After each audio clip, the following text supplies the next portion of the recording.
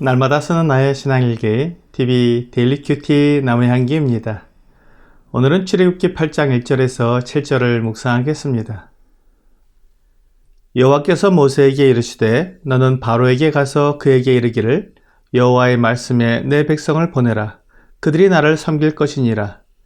내가 만일 보내기를 거절하면 내가 개구리로 너의 온 땅을 치리라. 개구리가 나일강에서 무수히 생기고 올라와서 내 궁과 내 침실과 내 침상 위와 내 신하의 집과 내 백성과 내 화덕과 내 떡 반죽 그릇에 들어갈 것이며 개구리가 너와 내 백성과 내 모든 신하에게 기어오르리라 하셨다 하라. 여호와께서 모세에게 이르시되 아론에게 명령하기를 내 지팡이를 잡고 내 팔을 강들과 운하들과 못 위에 펴서 개구리들이 애굽 땅에 올라오게 하라 할지니라. 아론이 애굽 물들 위에 그의 손을 내밀매 개구리가 올라와서 애굽 땅에 덮이니 요술사들도 자기 요술대로 그와 같이 행하여 개구리가 애굽 땅에 올라오게 하였더라. 사람들에게는 자기에게는 불행한 일이나 큰 사고가 일어나지 않을 것이라는 막연한 생각을 가지는 경우가 많습니다. 그래서 다른 사람들이 사고가 나서 죽거나 다쳐도 그 사람에게 일어난 일이 나에게는 일어나지 않을 거라는 막연한 생각을 가지고 같은 일을 하고 있는 것을 봅니다. 전쟁 중에 포탄이 떨어진 자리에는 또다시 포탄이 떨어지지 않는다고 합니다. 같은 불행이 똑같이 반복되지 않는다는 말인 것 같습니다. 하지만 하나님의 징벌에는 예외가 없습니다. 하나님의 손에서 빠져나갈 사람이 없습니다. 사람들에게 하나님의 심판에 대해 전해주면 그것을 심각하게 받아들이지 않습니다. 다른 사람에게는 하나님의 심판이 일어나도 자신에게는 일어나지 않을 것이라고 생각하기 때문입니다. 사람들은 하나님의 징벌이 우연히 일어난 일처럼 생각되는 것 같습니다. 하지만 하나님의 징벌은 하나님의 약속에 의해 사람들에게 일어나는 것입니다. 하나님의 약속에는 예외가 없습니다. 하나님은 약속을 정확히 지키시는 분이기 때문입니다. 하나님은 말씀하신 대로 그대로 이루십니다. 그러므로 하나님의 징벌에서 빠져나갈 수 있는 사람은 없습니다. 다른 사람들도 다 이 정도는 하니까 나도 이 정도로 하면 괜찮겠지라고 생각하는 것도 마찬가지입니다. 하나님은 이 세상 모든 사람을 심판하시는 분이십니다. 모든 사람이 잘못을 하고 모든 사람이 다 징벌을 받아야 한다면 모든 사람을 다 징벌하시는 분이십니다. 그래서 죄를 지으면 죽어야 한다는 죄와 사망의 법에 따라 모든 사람이 다 한 번은 죽게 되는 것입니다. 이 죽음에 예외가 없듯이 하나님의 징벌에도 예외가 없습니다. 그러므로 하나님의 능력이나 경고를 받게 되면 조심해야 합니다. 그리고 그 말씀에 관심을 가지고 귀를 기울여야 합니다. 하나님의 경고하심을 무시하면 돌아오는 것은 무시무시한 벌입니다. 하나님께서는 하나님의 말씀에 관심도 가지지 않고 무시하는 바로에게 다시 한번 징벌을 내리십니다.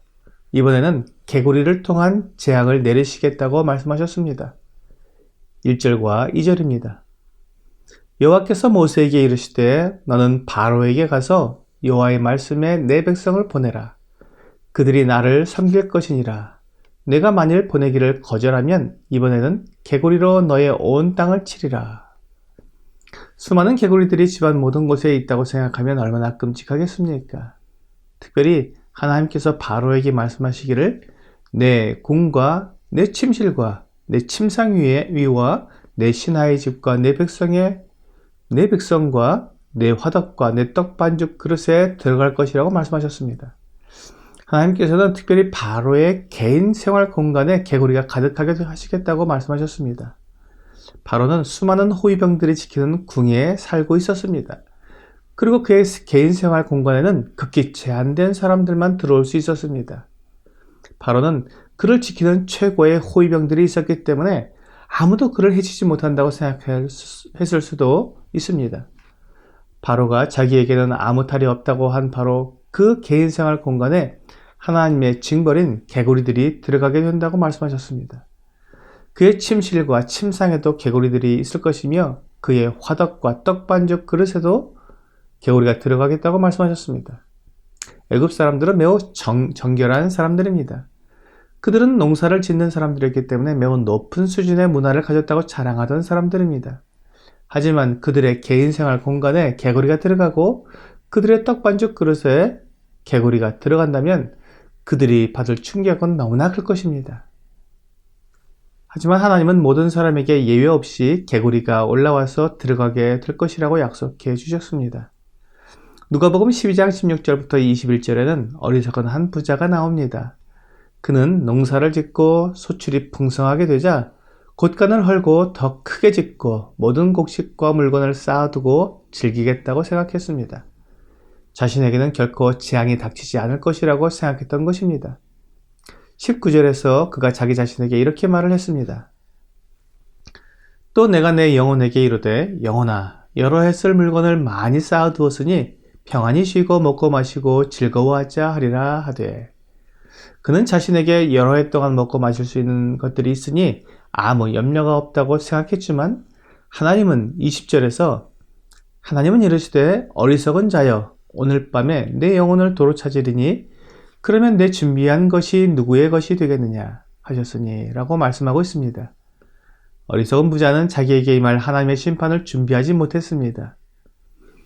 자기가 여러 해 먹을 것은 준비했지만 정작 더 중요한 하나님의 심판에 대해서는 아무 준비가 없었던 것입니다. 바로도 이 어리석은 부자처럼 하나님의 심판에 대해서는 아무런 준비를 하지 않았습니다. 모세와 아론이 이렇게 끔찍한 재앙을 예고했지만 바로는 꿈쩍도 하지 않았습니다. 그러자 하나님께서 모세에게 말씀하셨습니다. 5절입니다. 여호와께서 모세에게 이르시되 아론에게 명령하기를 내 지팡이를 잡고 내 팔을 강들과 운하들과 모두 위에 펴서 개구리들이 애굽 땅에 올라오게 하라 할지니라. 이번에는 하나님께서 아론을 통해 재앙을 내리셨습니다. 하나님은 모세든 아론이든 누구든지 자기에게 순종하는 사람을 통해 일을 하십니다. 아론이 애굽 물들 위에 손을 내밀자 개구리가 올라와서 애굽 땅에 덮였습니다. 그러자 애굽의 요술사들도 자기들의 방법으로 개구리들을 물에서 올라오게 했습니다. 지금 이렇게 모세와 아론의 기적을 흉내내는 요술사들을 신약성경 디모데후서 3장 8절에서는 얀네와 얀브레가 모세를 대적한 것 같이 그들도 진리를 대적하니 이 사람들은 그 마음이 부패한 자여 믿음에 관하여는 버림받은 자들이라고 말씀하고 있습니다. 이 사람들이 모세를 대적했다고 말씀하시면서 그것이 곧 진리를 대적한 것이라고 말씀하고 있는 것입니다. 오늘의 적용 질문을 보겠습니다. 나는 다른 사람의 사고 소식을 들을 때 어떻게 반응합니까? 하나님께서 바로의 개인 생활 장소에도 예외 없이 재앙을 내리신 것처럼 모든 사람은 다 하나님의 심판 아래에 있습니다. 그러므로 이런 소식에 두려워해야 합니다. 오늘 하나님의 심판을 생각하면서 나도 하나님의 심판에서 벗어날 수 없다는 것을 알고 하나님을 두려워하는 여러분과 제가 되기를 주 예수님의 이름으로 기도합니다. 너희 영원한 문들아 들리라. 영광의 왕이 들어오신다. 누가 영광의 왕이신가?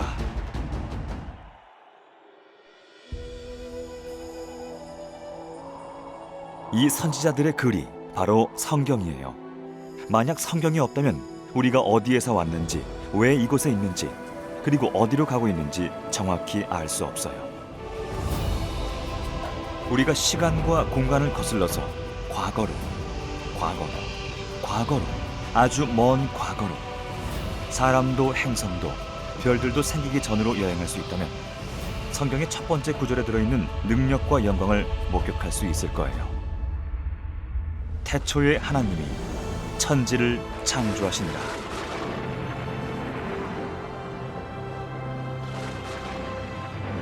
육 일 동안 왕은 아름답고 멋진 세상을 창조하셨어요.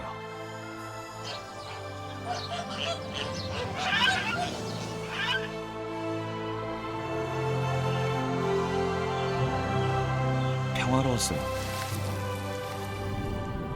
완전한 부부가 그들의 완전한 창조주와 친밀하게 교제하며 살고 있는 완전한 세상을 상상해 보세요. 처음에는 모든 것이 완전했어요. 뭐가 잘못되었을까요?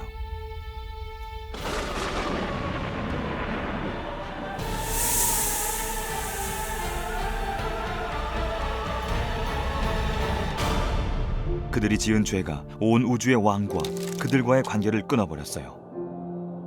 영적으로 그들은 죽었어요. 하지만 여호와 하나님께서는 죄로 더럽혀진 사람들은 그들이 하나님을 믿으면 다시 돌아올 수 있도록 계획하셨어요. 하나님의 법은 모든 죄인들은 죽음의 벌을 받아야 한다고 요구하지만 공의롭고 자비로우신 하나님은 그들 대신 어린 양의 죽음을 받아주시는 거예요. 하나님은 이것을 속죄제의 법이라고 불러요.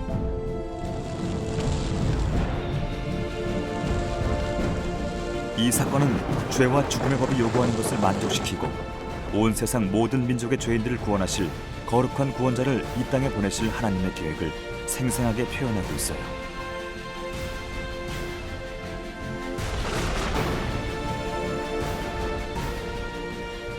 세상의 모든 죄의 빚이 갚아져야 하고 죽음은 정복되어져야 해요. 그것이 그분의 사명이에요.